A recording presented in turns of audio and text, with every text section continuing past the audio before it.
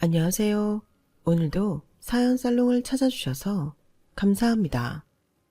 저는 판교에 사는 20대 후반의 여성이에요. 사연을 보내기에는 좀 어린 나이라고 생각하실 분도 계실지 모르겠어요. 제가 어린 나이에 눈에 콩깍지 씌어서 한마디로 남자에 꽂혀서 앞뒤 안 보고 결혼했다가 시어머니랑 한바탕 하고 이혼했거든요. 어른들이 그러시잖아요. 너무 차이가 나는 집안은 안 좋다고요.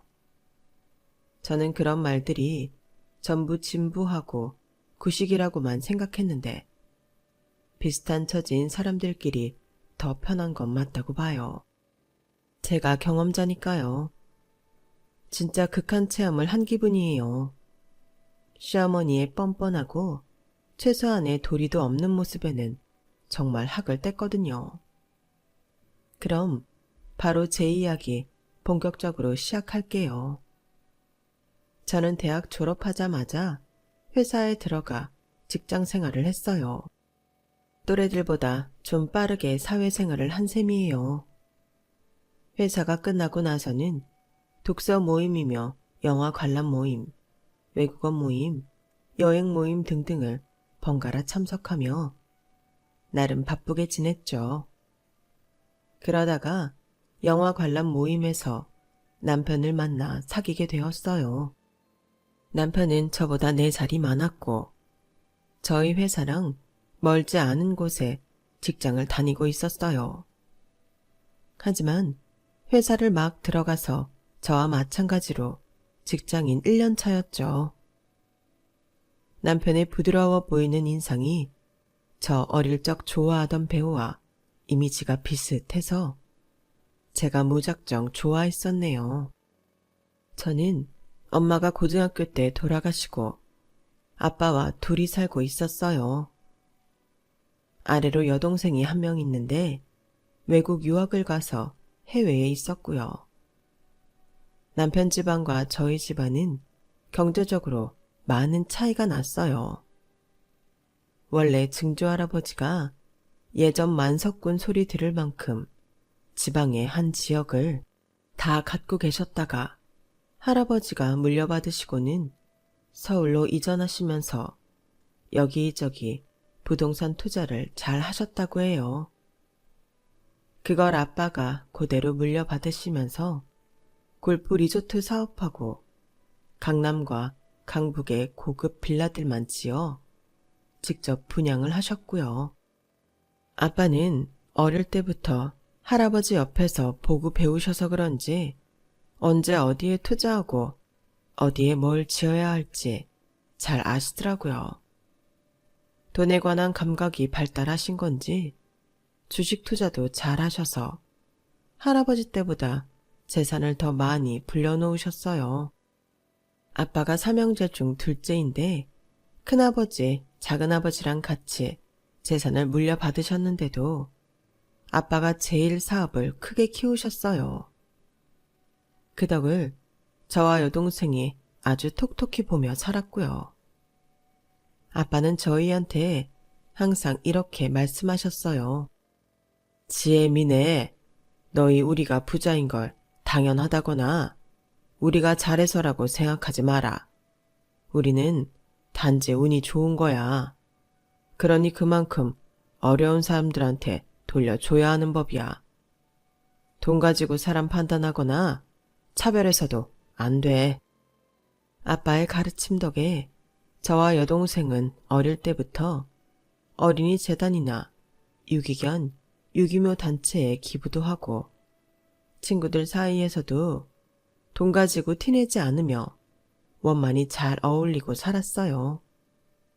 어디를 가나 저는 돈 많은 티를 내지 않았음에도 지인들은 제가 돈에 추월한 것처럼 여유로워 보인다고 했어요. 사실 다들 월급에 대한 불만이나 이런저런 생활비 이야기로 힘들다는 말을 할 때는 저는 정말 태평하게 있었거든요. 남편도 저한테 그런 말을 했었어요. 지혜 너는 뭔가 생활이 묻지 않은 것 같아. 딱 봐도 곱게 자란 티도 나고 말이야. 설마 준재벌쯤 되는 그런 집안 딸인가? 에이, 그럴 정도는 아니야. 아빠가 열심히 모으셔서 남들보다 좀 여유 있게 살았던 거지 뭐. 하지만 남편이 처음 우리 집에 왔을 때 눈이 커지더니만 입을 딱 벌린 채 말을 못 하더라고요. 집 평수도 그렇고 거실 밖으로 보이는 뷰도 좋아서 그런가 보다 했는데 남편이 엄청 놀란 이유를 남편 집에 가보고 그때 알았어요.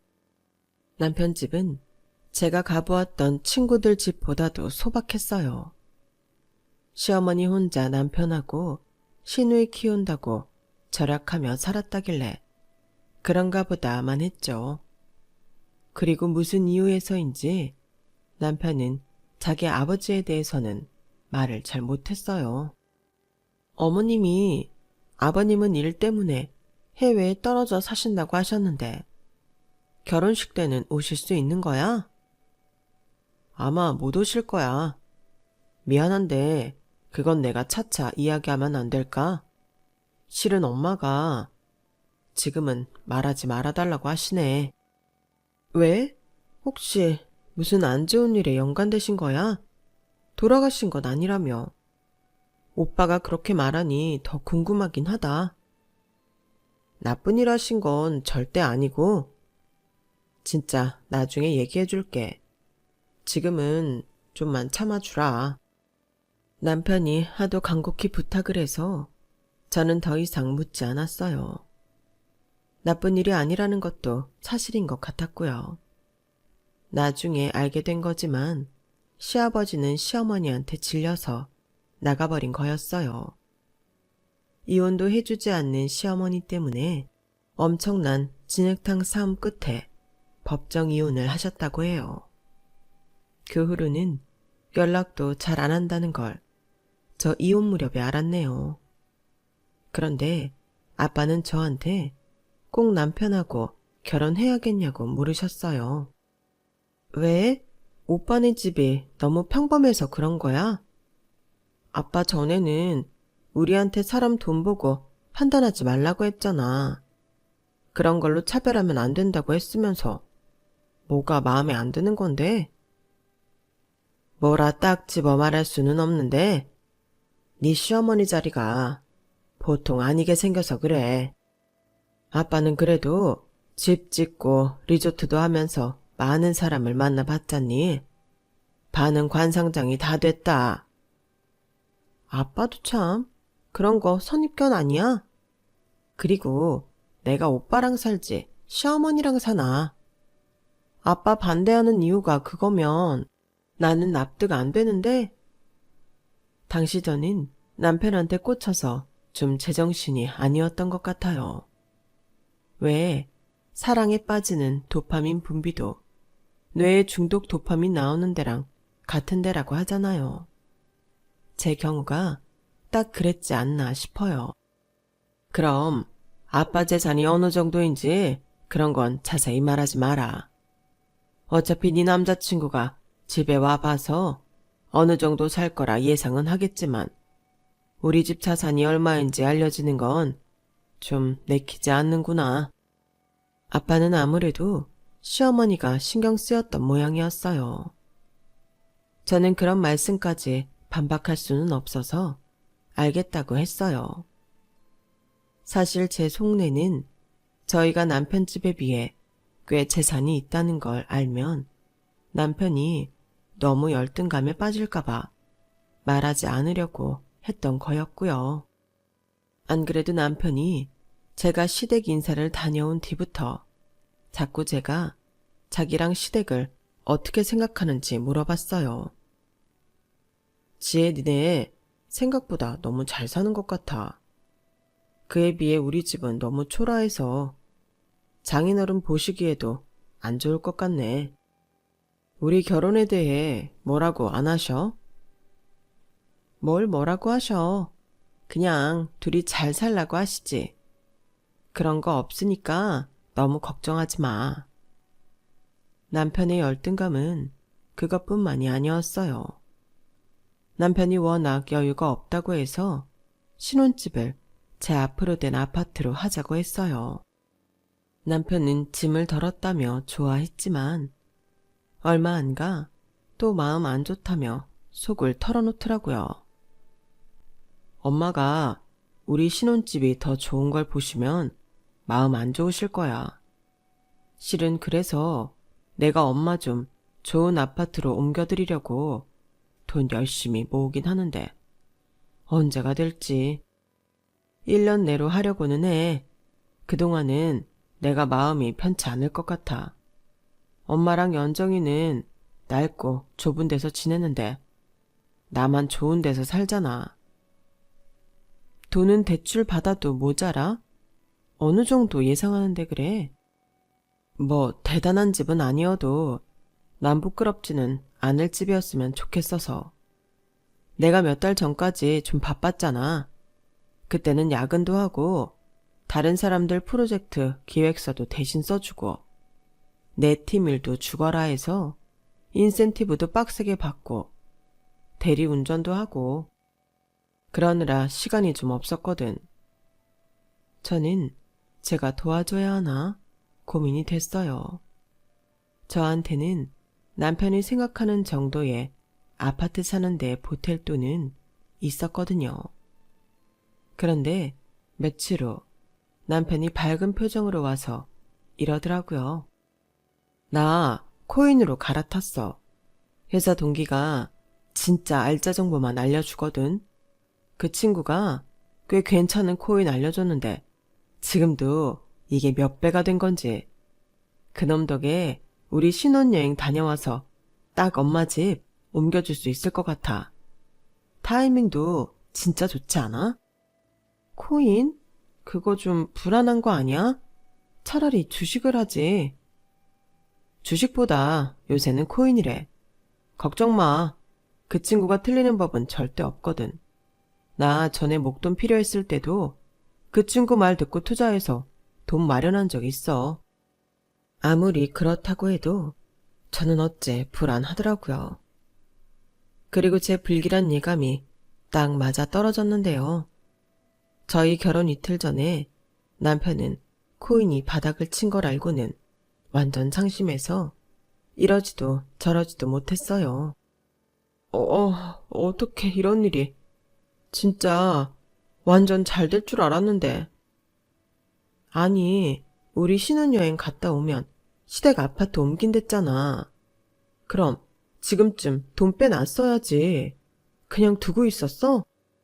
그게 좀 더 오를 것 같아 보여서. 진짜 이게 계속 전망이 좋은 거라고 했단 말이야. 오빠 회사 동기가 그렇게 말했어? 아니, 내가 인터넷 커뮤니티 같은 데서 봤거든. 저는 한숨이 절로 나왔어요. 남편 회사 동기는 이미 예전에 다른 코인으로 갈아타서 손해를 보지 않았다는데 남편은 엉뚱한 글들을 보고 욕심을 내다가 본전도 못 찾은 거더라고요. 아, 정말 어떡하지? 엄마랑 연정이 새 아파트 이사 갈 생각에 완전 부풀어 있을 텐데. 이걸 어떻게 말해. 결혼 이틀 남겨두고 신랑이 이러고 있으니 저도 정말 미치겠더라고요. 전부 다 자기가 멍청해서 생긴 일이라며 심하게 자책하는데 이러다가 좀비 같은 모습으로 식장에 들어갈 게 그냥 훤히 보이더라고요. 이대로는 안 되겠다 싶어 제가 나서기로 했어요. 오빠, 내가 아파트 사면 어떨까? 나 사실 여윳돈이 있거든. 원래 갖고 있던 건 아니고 아빠가 결혼해서 필요할 때 쓰라고 주신 건데 그 아파트는 살 수 있을 것 같아. 제 말에 남편은 자리에서 벌떡 일어났어요. 뭐? 그렇게 큰 돈을 장인어른이 주셨다고? 진짜야? 아니야. 그래도 어떻게 너더러 아파트를 사달라고 하냐. 그러면 내가 너무 뻔뻔하지. 신혼집도 네 아파트인데. 정 그러면 4명이로 하면 되잖아. 어머님이랑 아가씨한테는 오빠 집이라고 하고 그러면 어때? 정말? 그래 줄 수 있어? 그래만 준다면 너무 고맙지. 남편은 그제야 얼굴이 활짝 펴서 생기가 돌았어요. 저는 겨우 제대로 된 결혼식을 할 수 있겠다 싶어 한숨 돌렸고요. 그걸 보며 오빠가 생각보다 더 시어머니를 위한다고 느꼈지만 저는 좋게 봤어요. 부모님한테 잘하는 건 나쁜 게 아니니까요. 저희는 결혼식을 무사히 잘 올리고 열흘간의 신혼여행도 재미있게 잘 다녀왔어요. 그리고 돌아오자마자 한 일이 시댁 아파트를 사는 거였어요.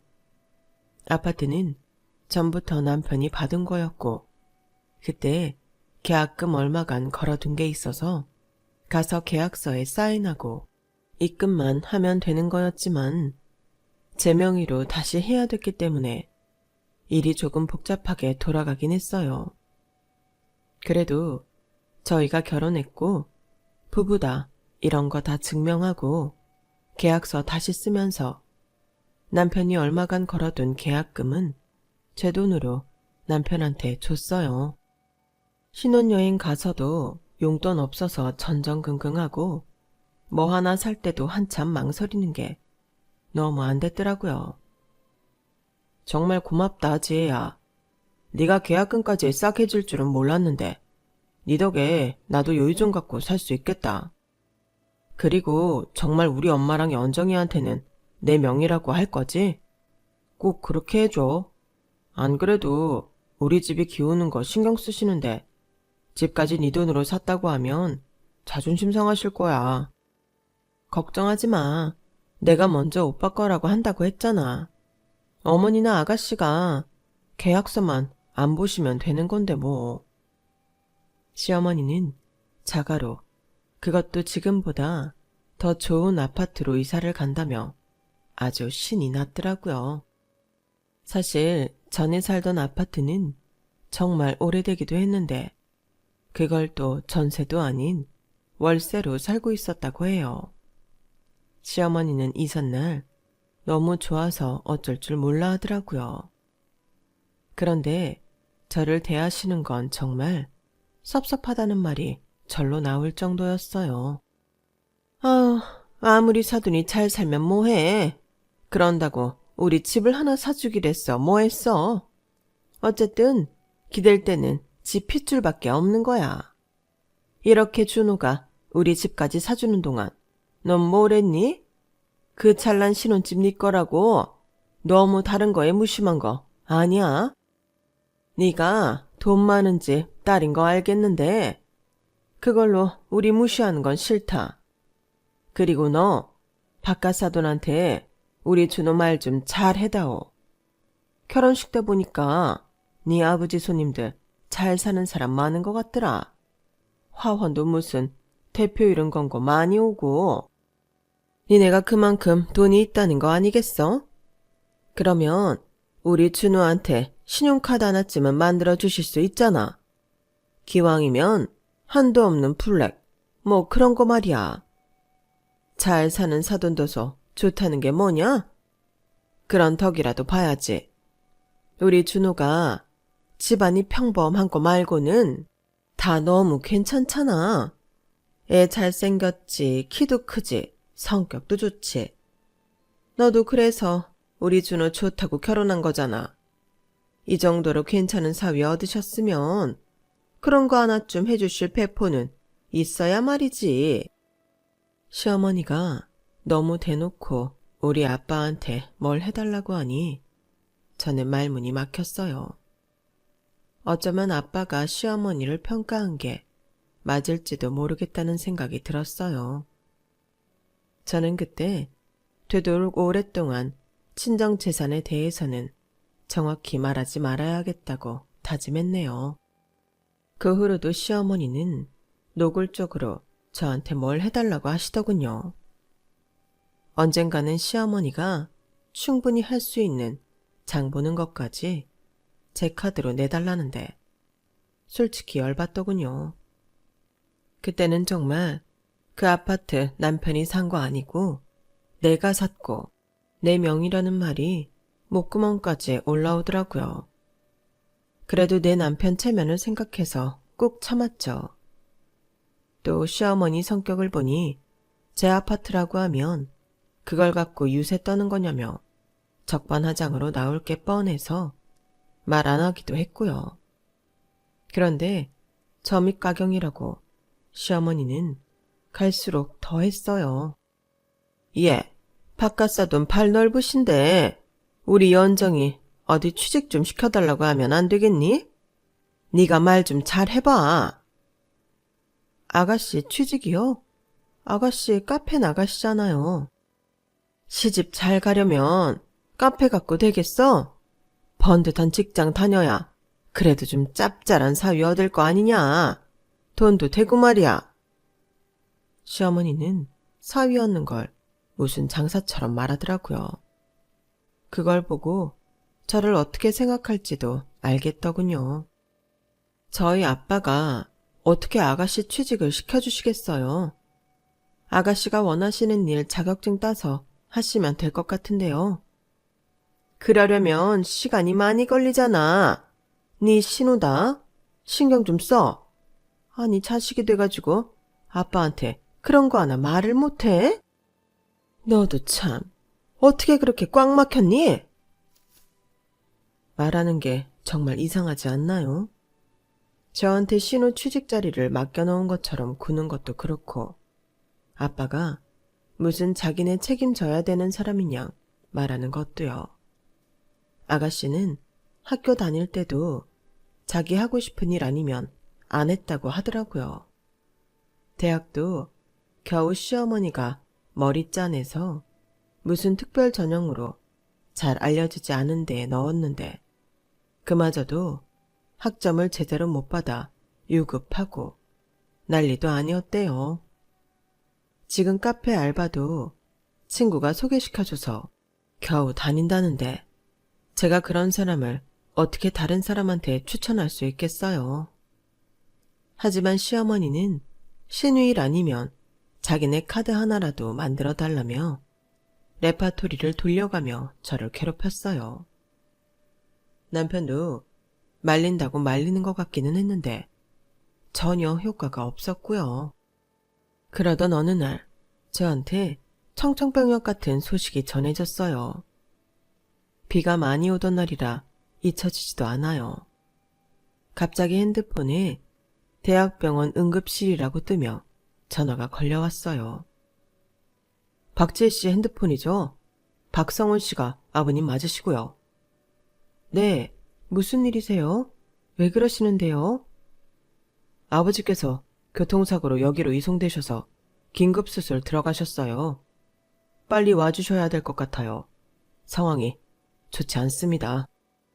저는 너무 놀라서 떨리는 손으로 가방을 챙겨 나오며 근무 중인 남편한테 전화했어요. 남편도 놀라서 바로 병원으로 오겠다고 했고 저는 도저히 운전을 할 수가 없어서 택시를 타고 갔죠. 아빠는 제가 도착하고 3분 만에 돌아가셨어요. 3분인지 저도 몰랐지만 제가 응급실 뛰어 들어가고 바로 어떤 간호사분이 나오셔서 저를 데려가셨는데 그때 막 돌아가셨다는 이야기를 들었거든요. 나중에 그게 제가 도착하고 3분 후였다고 알려주더라고요. 저는 바로 눈물을 펑펑 쏟았어요. 다른 사람들 다 보는 데에서 바닥에 주저앉아 통곡을 했죠.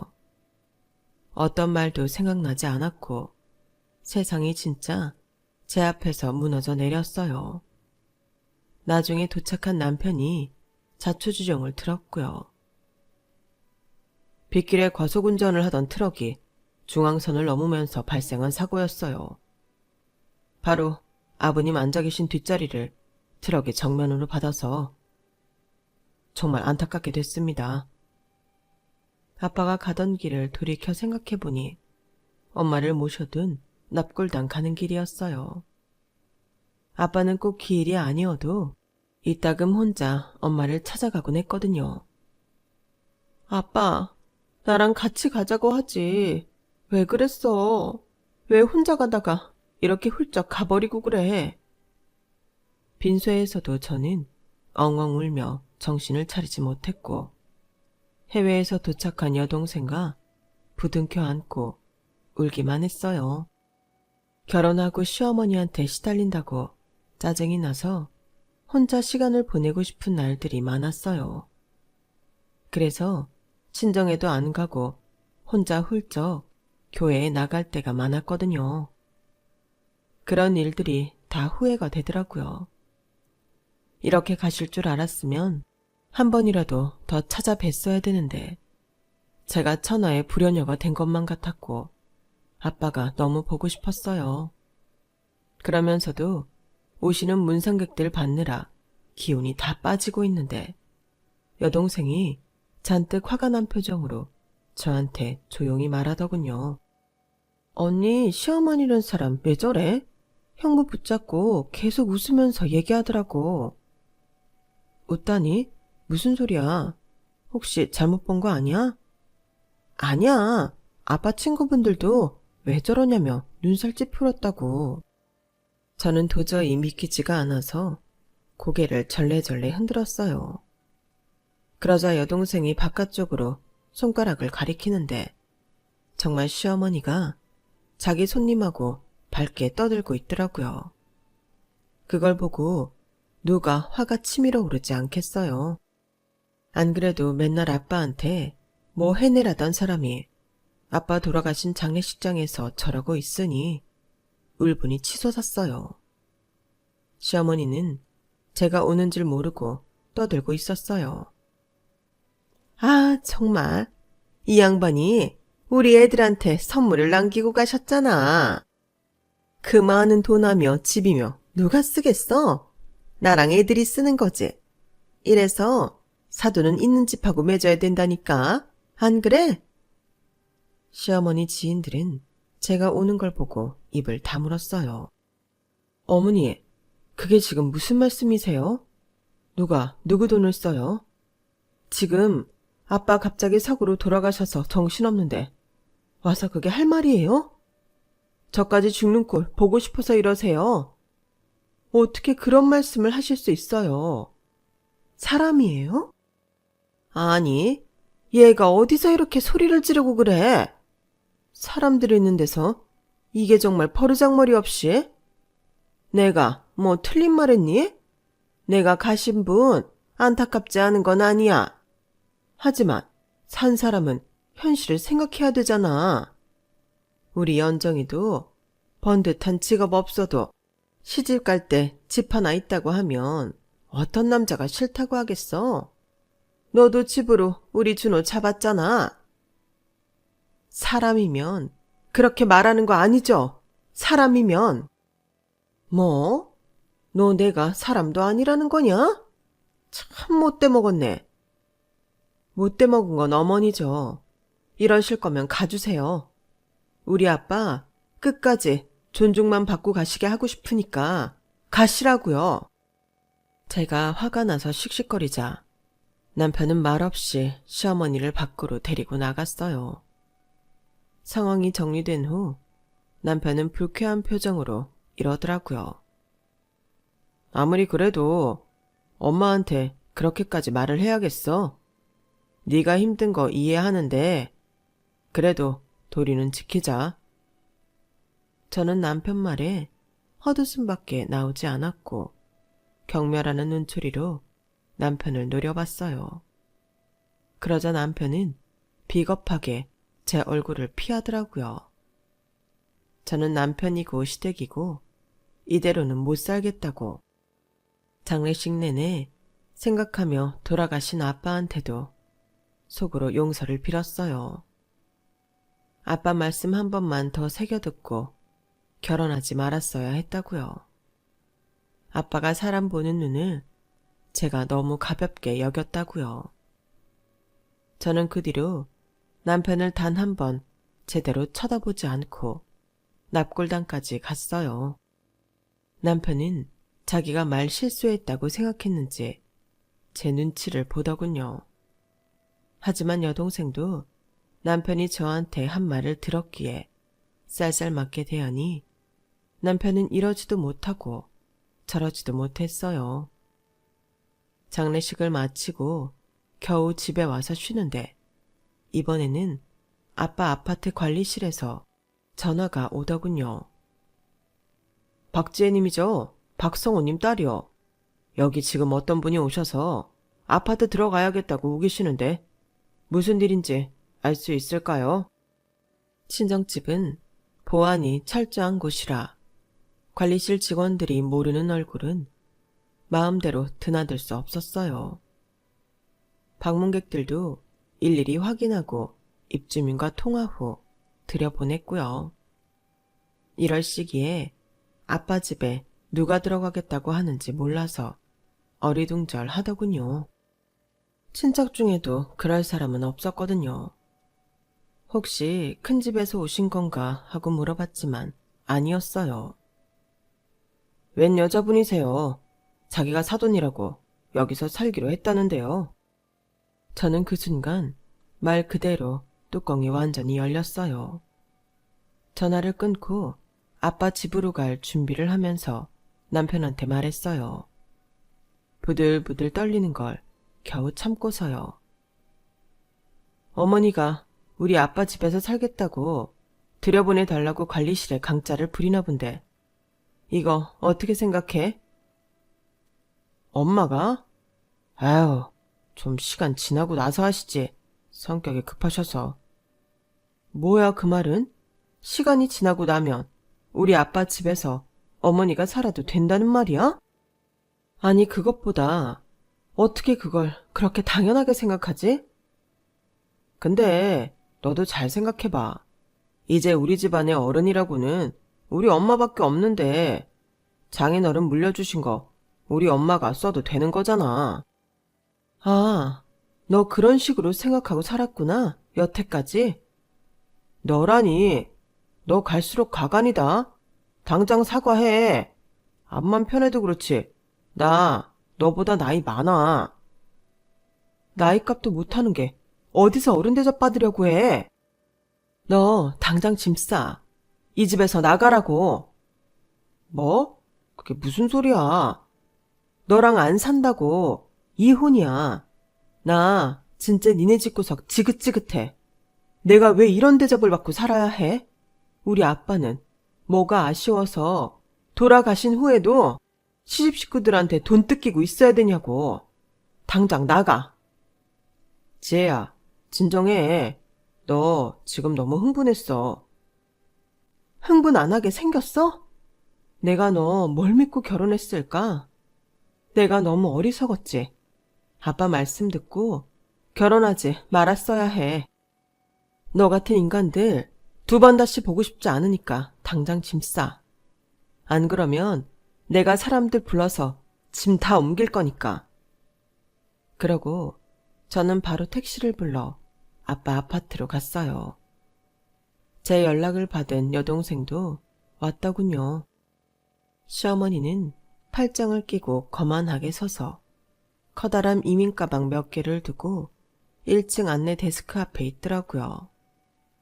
예, 그냥 전화로 다 들여보내라고 하면 될 일이지. 일을 왜 이렇게 복잡하게 하니?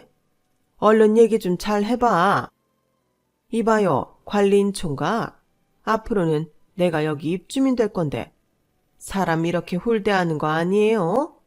내가 그러면 총각이 곱게 보이겠어? 사람 파악하면서 딱딱하게 굴어야지. 저는 시어머니를 무시하고 관리실 직원한테 말했어요. 지금 바로 경비나 경찰 불러주세요. 거주지 침입죄로 신고할게요. 뭐? 뭐라고? 침입죄? 너 지금 그게 무슨 소리냐? 댁이 남의 집 들어가겠다고 소란 피웠잖아. 그러니까 신고한다는데 왜? 뭐가 잘못됐어? 너 며느리라는 게 1년 동안 내가 그렇게 말했건만 배운 게 하나도 없구나. 지금 그게 남 앞에서 시애미한테 할 소리야? 나 너 같은 시어머니 둔 적 없어. 더는 같은 공간에서 숨도 쉬고 싶지 않아. 그러니까 나가. 여동생은 이미 시어머니의 짐가방을 밖으로 끌어내 집어 던지고 있었어요. 시어머니는 그걸 보며 방방 뛰더라고요. 아니, 이게 대체 못하는 짓들이야. 윗사람한테 이게 뭐냐고. 어차피 아무도 안 사는 집 내가 와서 살겠다는데 뭐가 문제냐? 어? 이게 다 사돈이 우리 잘 살라고 해놓고 가신 거 아니겠어? 그러면 감사하게 쓰면 되는 건데 어디서 이런 폐악질이야? 폐악질은 당신이 부린 거지. 어디 아빠 낙골당 모시자마자 이때다 하고 와서 억지를 부려.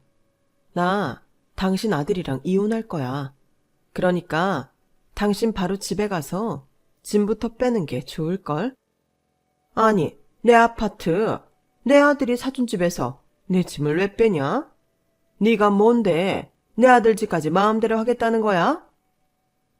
그게 당신 아들 집인지 똑바로 보는 게 좋을걸? 저는 시어머니 얼굴에 부동산 계약서를 집어 던졌어요. 제가 돈을 다 지불한 제 명의로 된 계약서였죠. 내가 당신 아들 체면 세워주려고 여태까지 가만히 있었거든. 그런데 당신이 나 좀 괴롭혔어? 못난 당신 딸 일자리 내놔라. 되도 않는 블랙카드 내놓아라. 진짜 내가 뭐 때문에 그런 걸 견디며 살았는지 나 자신이 이해가 안 돼. 남편이라는 새끼는 제 엄마 장단에 놀아나기나 하고. 여기 이 사람 좀 빨리 치워주세요. 안 나간다고 하면 경찰 부르시고요. 그제야 시어머니는 얼른 저를 붙잡고 사정했어요. 예, 내가 잠깐 실수를 했다. 너무 성급했어. 그때 헐레벌떡 도착한 남편은 급했는지 사람들 보는데도 아랑곳없이 제 앞에 무릎을 꿇더라고요. 지혜야, 아까는 내가 실수했어. 말이 헛나왔어. 정말 미안해. 내가 잠깐 어떻게 됐나 봐. 장인어른도 돌아가시고 처제도 다시 해외 나가면 지혜 너한테 누가 있어. 우리밖에 없잖아. 혼자서 어떻게 살려고 그래. 서운한 거 다 이해해. 그런데 사람이 욱하면 실수할 수 있잖아. 내가 마음 상하게 했다면 정말 미안해. 욱하면 실수하는 게 아니고 네 본색이 드러난 거잖아. 너 장례식 때부터 아주 수상했어. 그리고 그전에도 네 엄마가 나한테 신용카드 내놔라. 딸내미 취직시켜 달라고 아빠한테 말해라. 그럴 때도 적극적으로 말리지 않았잖아. 그때 알아봤어야 됐어. 내가 미쳤지. 너 같은 걸 무슨 대단한 인간이라도 되느냐 우러러봤으니. 덕분에 꿈에서 깼어. 고맙다. 현실을 보게 해줘서. 너랑은 끝이야. 이혼 소송 들어갈 거니까 그렇게 알고. 지금 살고 있는 그 집도 내 집이잖아. 짐 안 쌌으면 내가 가자마자 네 물건 다 내다 버릴 테니까 그렇게 알아. 저와 여동생의 무서운 표정과 여태껏 본 적 없는 제 모습에 남편은 모든 게 틀렸다고 생각했는지 땅바닥에 엉덩이를 대고 털썩 주저앉더군요. 시어머니는 미치겠다는 듯 발을 동동 굴렀고요. 아니, 그 아파트 그게 나는 준호 네 건 줄 알고.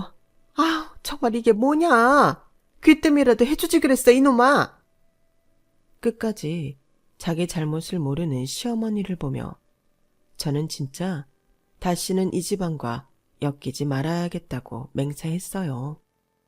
그날 이후로도 남편과 시어머니는 저한테 미안하다, 용서해달라 말꼬리가 길었지만 저는 단칼에 잘라버렸어요. 남의 아버지 돌아가신 걸 자기들 한몫 잡은 걸로 생각하는 그런 인간들은 용서할 수가 없었거든요. 이혼 소송 준비를 하며 앞에 말씀드린 남편 아버지에 대해서도 알게 됐어요. 시어머니의 저런 성격 때문에 결국에는 도망가다시피 집을 나와서 힘들게 이혼했다고요. 너무 질려서 자기 자식들도 찾아보지 않는다는 말이 저는 납득이 갔어요. 하는 짓도 엄마 똑 닮았으니 아무리 제 자식이어도 보고 싶겠나요? 저 같아도 찾아보기 어려울 것 같더군요.